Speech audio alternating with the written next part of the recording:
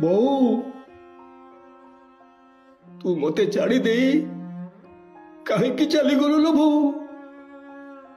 ଏମିତି ତୁ କେଉଁ ଅଛଣା ରାଇଜକୁ ଚାଲିଗଲୁ ଲୋ ବୋଉ? ତୋ ଛାୟା ଟିକେ ବି ମତେ ଦିଶୁନାହିଁ।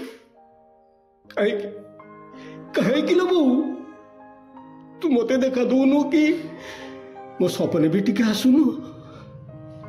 କେତେ ଜପ ତପ କରି ମତେ 10 ବର୍ଷ ପରେ ଗର୍ଭରେ ଧରିଥିଲୁ, କଣ୍ଠୀଧର କରିଥିଲୁ।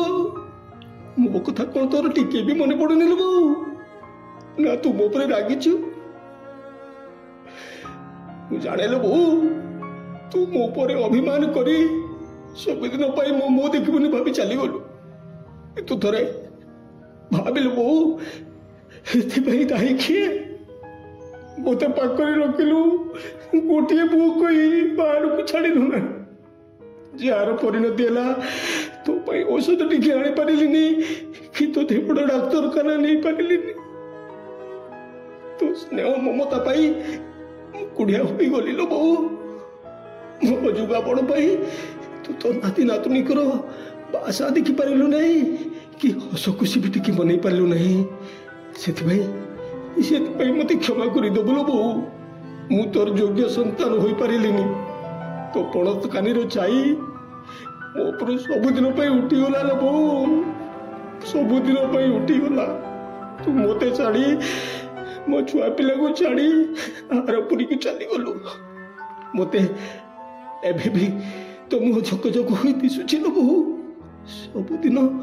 ସବୁଦିନ ତୁ ଯେମିତି ଦାଣ୍ଡ ଦୁଆରେ ବସି ପାନ ଖାଉଛୁ, ତମର ବିଦାରି ହୋଇଯାଏ ଆଖିରୁ ଅମାନିଆ ଅଶ୍ରୁ ଆପେ ଆପେ ବାହାରି ଆସେ।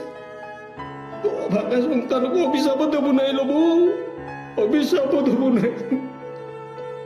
ତାହେଲେ ମୋ ପିଲା ଛୁଆଙ୍କ ଉପରେ ପଡ଼ିଯିବ ସବୁ ଦୋଷ ତ ଖେଲା ପୁଅର ଭାବି ଭୁଲିଯିବୁ। ମୁଁ କ୍ଷମାର ପାତ୍ର ନୁହେଁ ଲୋ ବୋଉ, ମୁଁ କ୍ଷମାର ଯୋଗ୍ୟ ନୁହଁ। ତଥାପି ତୁ ନିଜ ଗୁଣରେ ତୁ କ୍ଷମା କରିବୁ, କ୍ଷମା କରି। ତୁ ତ ଜଗାର ଭକ୍ତ, ତୋତେ କେହି କଷ୍ଟ ଦେବେନି ଲୋ ବୋଉ।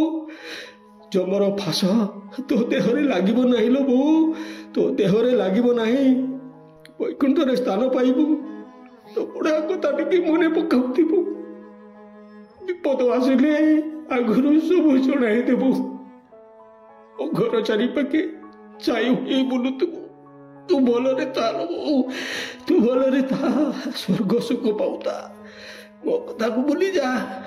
ଆର ଜନ୍ମକୁ ମୋ ପରି କୁଳାଙ୍ଗାର ପୁଅ ଆଉ ଗର୍ଭରେ ଧରିବୁ ନାହିଁ ଲୋ ବୋଉ, ଆଉ ଗର୍ଭରେ ଧରିବୁ ନାହିଁ।